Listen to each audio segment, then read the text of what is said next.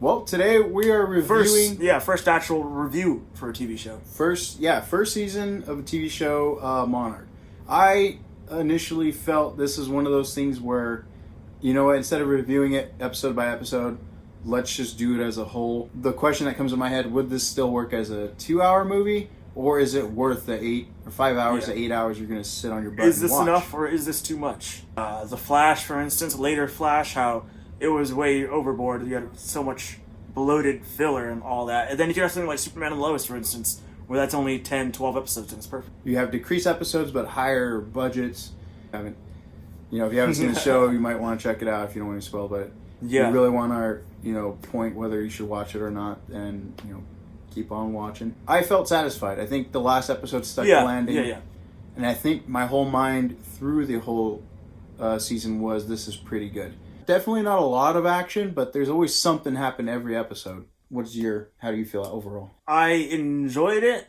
Going into this is like, oh, sweet. This is going to be crazy. I would say I came back satisfied.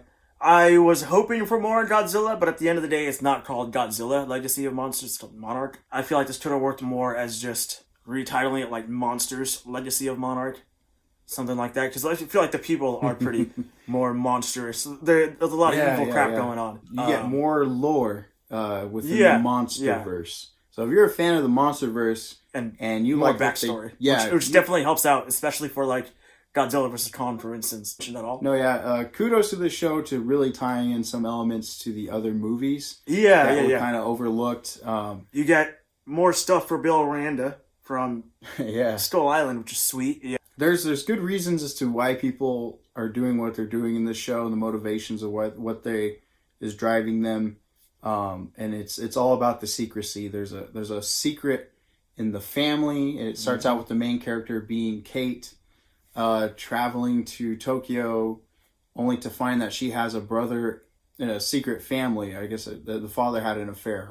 Her late father had an affair. So that was pretty crazy. So that's where the human drama is, and you're like, oh, this is a juicy triangle. Then you're also doing an Arrow where you're having a flashback and a present at the same time. However, it's not as consistent as it was in Arrow, where it's like every episode.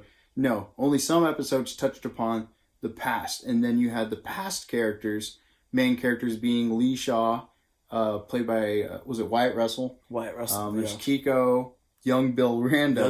Before Skull Island, which... I just want to mention, he had some freaking Alec Guinness, Ewan McGregor, that Obi-Wan style aging for some reason. This guy looked all young. And for some reason, Skull Island takes place in the 70s, and you see this guy looking all young in the 50s or 60s. Yeah, it's like, all right, that makes sense. He's going to put on some pounds and stuff like that. Not even 10 years later, the dude looks just like, he's supposed to look like John Goodman. Just, by the ending of the show, he's in the 60s, and he still looks normal. He's all tall and good fit. Okay, Kiko was played by Mary Yamamoto. Okay, and then William Randa was played by Anders Holm. Yeah, shout out to them. Those guys, I mean, the past, man, I think the past cast, the trio, were my favorite things about this show. I gotta agree with that. Seeing Monarch come to fruition. There's even a flashback of Godzilla getting nuked for the first time. He's like this little innocent. He was so happy. I wouldn't even say innocent. Like, it looked like he had a smile on his face. Like, it wasn't harmful. Yeah, they saw him as a threat. Curious. Yeah. And of course, us being murderous human beings. What's this? We just kill whatever. We're afraid of what we don't understand all the time. So what the U.S. military did is they teamed up with Monarch and they just blew the hell out of him. The Ion Dragon being it showed in the second episode, but ended up being somewhat the main villain of the show. Gave us one of the coolest Godzilla fights. One of the coolest settings for a Godzilla fight. I enjoyed it, but it was a short fight.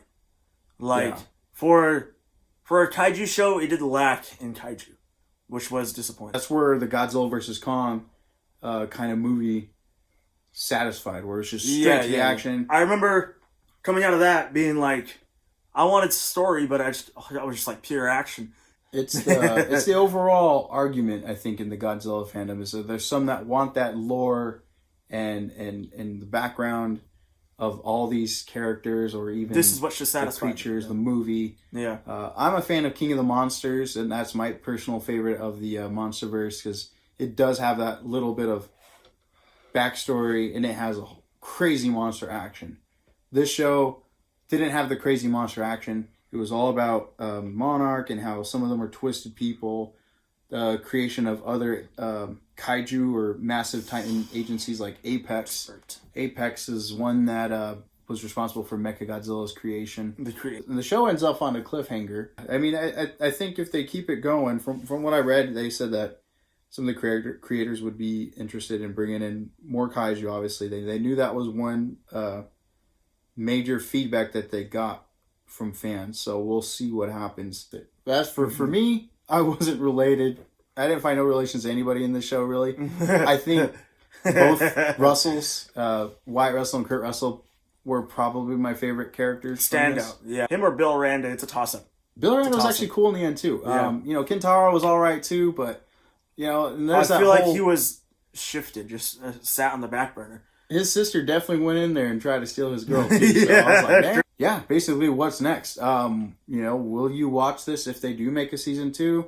Yeah. Will I watch this if they make a season 2? Of course, I'm gonna watch it. I'm a Godzilla fan. I am not overly hyped, but I am pleased to see that there's good feedback. I've seen that there's a lot of people that are happy after that last episode. Yeah. That last fight. I think that was that payoff that stuck the landing. Yeah, it stuck the landing. It wasn't a home run, but it ran the bases. I am hoping season 2 does capitalize on some things, and I think what Apple and Legendary did was pretty unique. The more MonsterVerse we get, the better. Yeah. You got a TV show that has its own drama and its own monsters, and it's really good budget. Then we're right out of 10 shellyeahs. I would say a 7 out of 10. Yeah. I feel like that's solid. Because I was captivated in some episodes. Or most of the time I was captivated, not all the time. Yeah. Because while no hate towards Kate May and Kintaro, but I do feel like the older crew was more captivating and the more favorable yeah, trio. It was the more favorable exactly trio. The scenes that take place in the past are without a doubt probably the best part, and the more interesting human story that's going on. A lot. It felt more better written too. I don't know. You're just so intrigued to see a little bit more of Monarch. You're intrigued to see what's going to happen with this relationship because you got like a little bit of a love triangle going on. I think I'm going to agree with you though. This show, I would say a 7 out of 10 shellyeahs. Yeah. I might give it another rewatch. Just maybe during when you rewatch it as a whole. Yeah, I'm going to rewatch this as a whole. In order. I did this. We did this week by week, and it was cool. It gave you something to look forward to, and that's always a good sign too when you're watching a show and you have that feeling to want to. Hey, is that coming on this week? Yeah, cool. So it's one of those feelings that it left me. So that's cool. After sitting here thinking, I'd say the best character is probably Shaw. Yeah. Oh yeah. Especially the Hollowworth scene.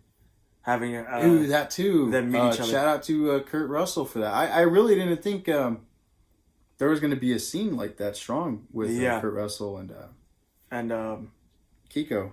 Yeah. Mari Yamamoto. Yeah, they both killed it. Beautiful scene. Mm-hmm. And then same with her chemistry with Wyatt Russell too was just equally as good too. Yeah. Should mention favorite episode too, just as a favorite episode. Show. An honorable mention, episode 5 at least. We got with Kate and her PTSD in the aftermath of 2014 was really cool. Seeing Kate's San Francisco. painful memories of G-Day come flooding back. Oh, and it mentions the boy.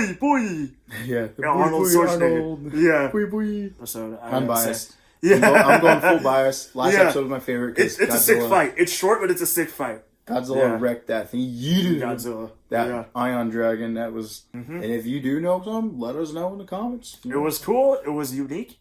It was clever. Yeah, very clever. Yes. All right. Well, Cowabunga dudes. Yes. Cowabunga dudes.